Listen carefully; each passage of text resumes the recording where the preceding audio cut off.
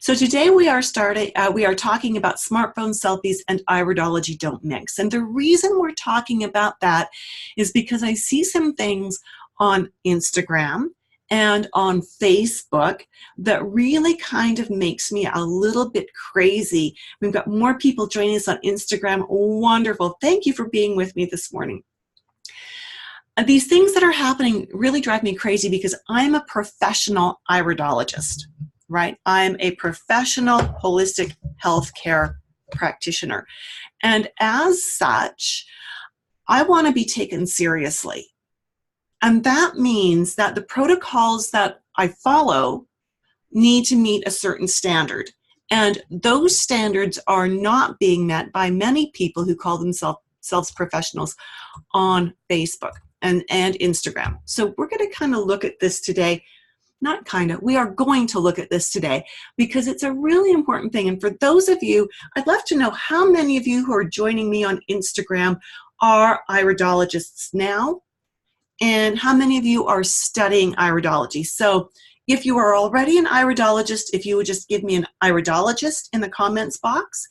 And if you are studying to become an iridologist, put studying in there, just so that I know where you're at. I need to know who I'm talking to here. Excellent. Okay, so we'll wait for those messages to come in. It's important for us to remember as we are doing this that the current standard for iridology is that iridology is about understanding our genetic patterns to enable us to make choices about our health. Okay, so aside from genetic testing like 23andMe, I know of no other method that is easily accessible for assessing genetic predispositions. That's a really important thing. That's a loaded thing, right? Because if we can look at someone's eyes and look at the iris and see specific patterns, and if we understand what they mean and what different markers, when they are juxtaposed against each other, mean, we have powerful information that will help us to guide our clients towards better health if they so choose. So again, I'd love it if you'd let me know if you are already a certified iridologist or if you are studying to become one.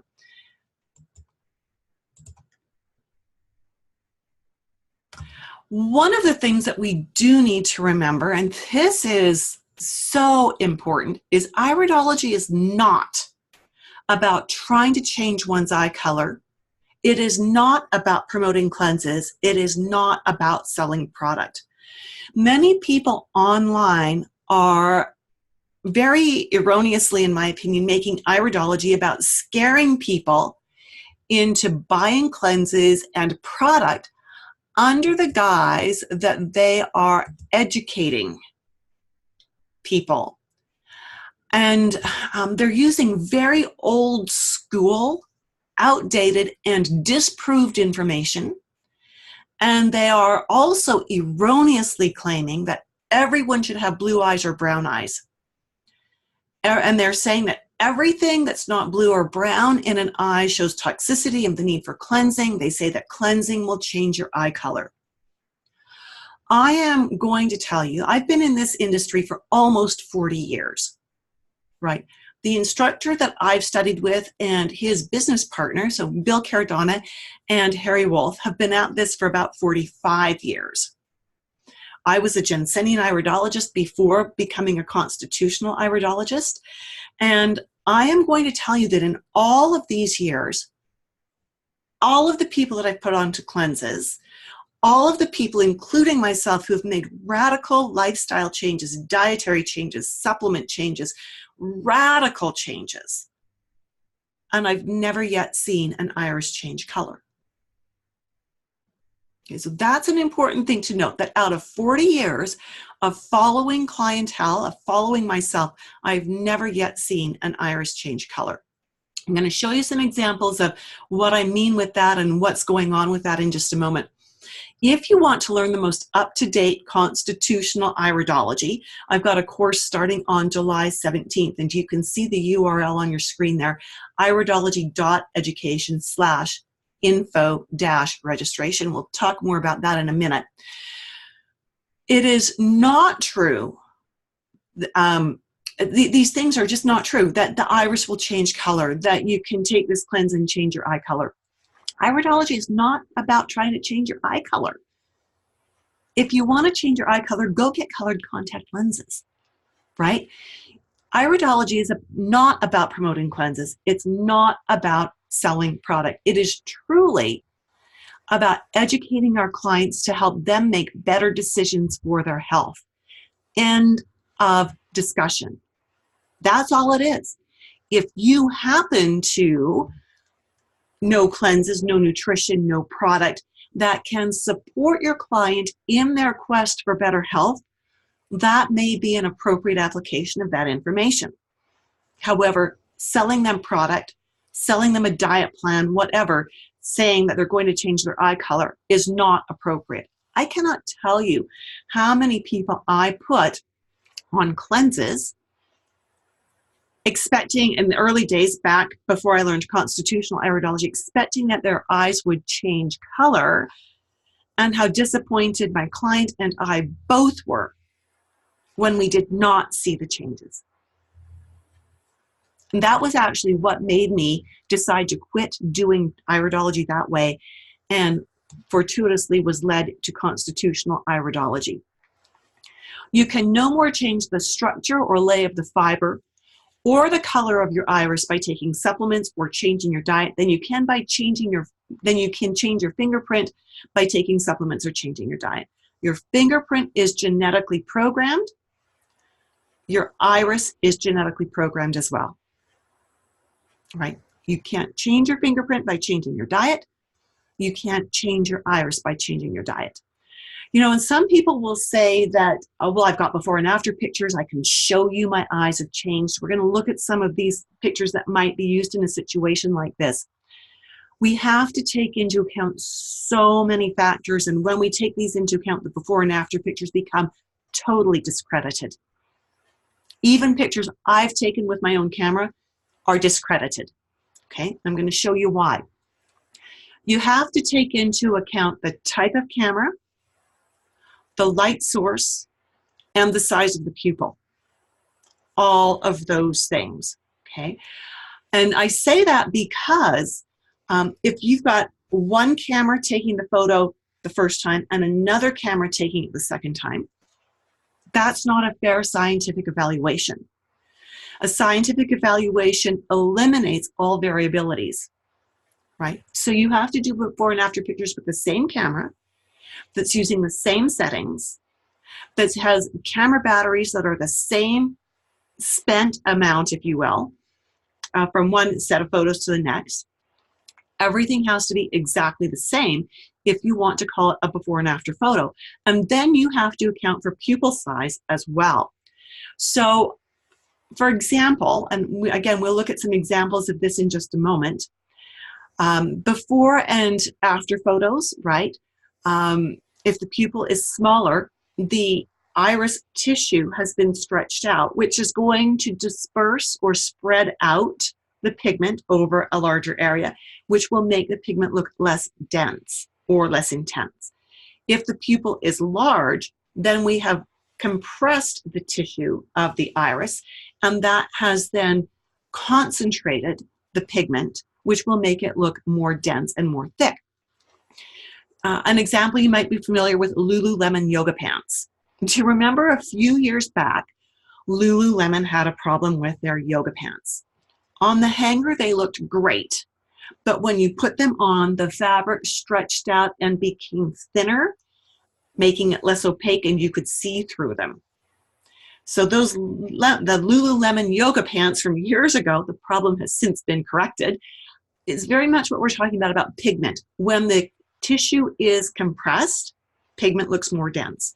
When the tissue is stretched, pigment looks less dense. Before and after photos are inaccurate ways of monitoring anything, and smartphone photos are especially suspect. I am not going to go anywhere near saying I am a genius when it comes to using my smartphone camera. I am not a genius, not by a long shot. This was my attempt at taking eye photos of my husband's eyes with my Samsung Galaxy S8, which has a 12 megapixel camera in it.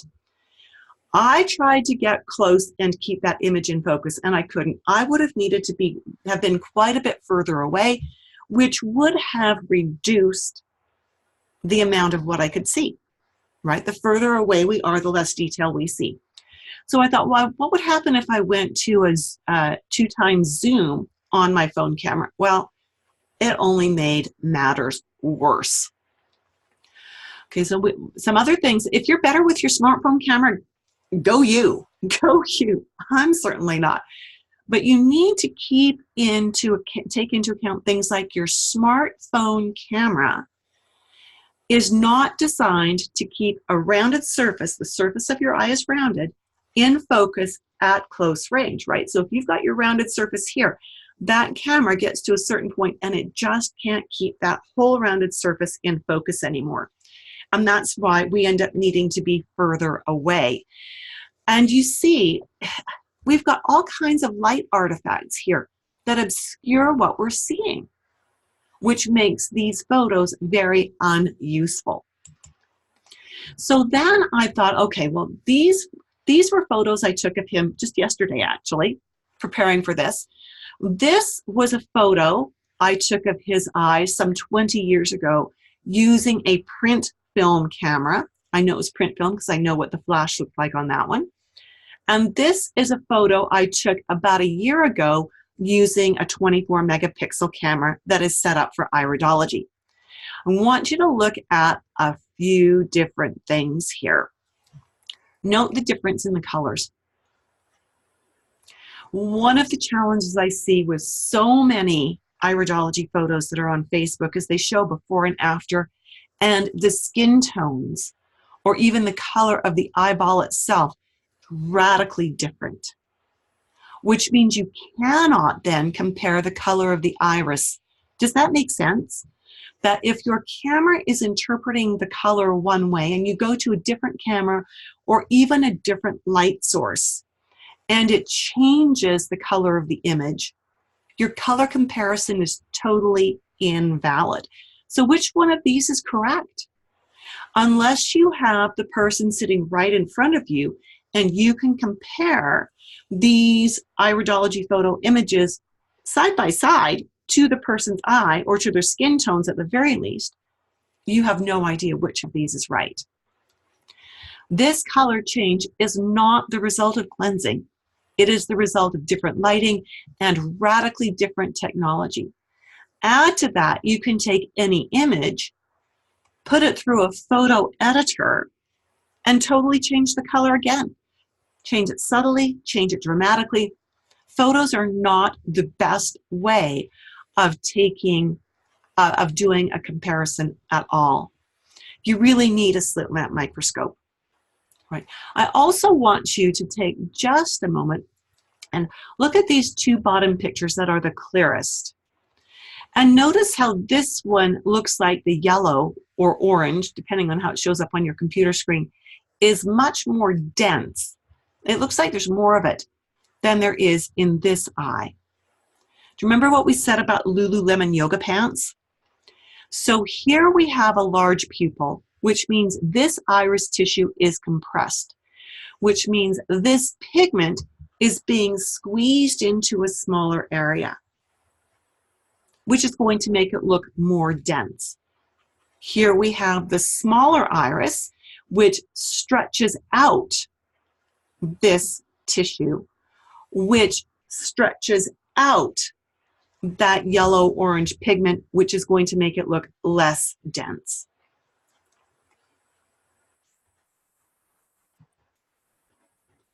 Here again, this is my own eye, comparing an image that I got with my smartphone versus one with my 24 megapixel camera. This is about the quality of what we see on Facebook, isn't it? And on Instagram. Can you see that so much of the detail is lost and the color is inaccurate? Where's the color truth? Somewhere in between. So if I was to do an analysis of this and say this is the lymphatic eye with a lot of yellow on it, making it green, that's going to make me want to suggest kidney work for this client, and suggest that that is a genetic predisposition to a genetic weakness for them. This eye, on the other hand, same eye. Look at we've got the same pigments, everything. So it's the same eye, even the same large blood vessel coming in up here. This doesn't have nearly the degree of yellow. I'm not going to have the kidney focus. So we need to make sure that what we're using is absolutely correct. And I'm so glad you're with me on Instagram. Thank you for being there with me. So when we see a free iris assessment on Instagram, my question is, really? Because these are the ones where people are posting their photos that they've done with their smartphones, and they're saying, tell me what's wrong, or tell me what you see. I'm here to tell you these assessments have no real value, because there's the question of the color accuracy, there's the question of focus, and then we have no personal or family history. The iridologist is not able to ask questions about diet, lifestyle, symptoms, medications. All of that is really important as we are giving suggestions for this person to improve their health. Iridologists who do this kind of assessment pretty much just spew out information about every marking they see. Total overkill, because markings rarely stand alone. In constitutional iridology, we understand that we need 2 or more markings pointing to one area before we call it a problem or a predisposition. And we understand that we need input from the client to understand where they're coming from so that we can give them the best information. Hi, thank you for the waves. I so appreciate that. I'm so glad you're with me. All this information from the client, in addition to their iris photos, make it possible for us as iridologists to give recommendations for diet and for supplements. But if we don't have that background information, the recommendations we make can be unsafe, because we don't know, we don't have the details about the person. There are foods that we can't recommend in tandem with medications, for instance. There are health concerns that preclude us from making certain recommendations. We don't know from looking at the eyes if that person has those health problems. And add to that, a person, because the eyes are genetically set, the person may have health conditions that don't show up in the eyes because those health problems were not genetic. They were earned by what I call riotous living.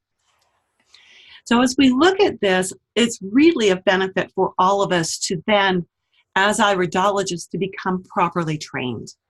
And so the next go-round of Confident Nutritionist Dynamic Iridologist is starting on July 17th. This teaches constitutional iridology integrated with herbology and nutrition and lifestyle. The class time is 12 till 2 Mountain Daylight Time. The course will take 20 class sessions, 1 a week, and the course will end in December. There are only 10 seats in the class, and 6 are already sold, which means there are only 4 left. Registration will be closing on July 12th, or when all of the seats are sold.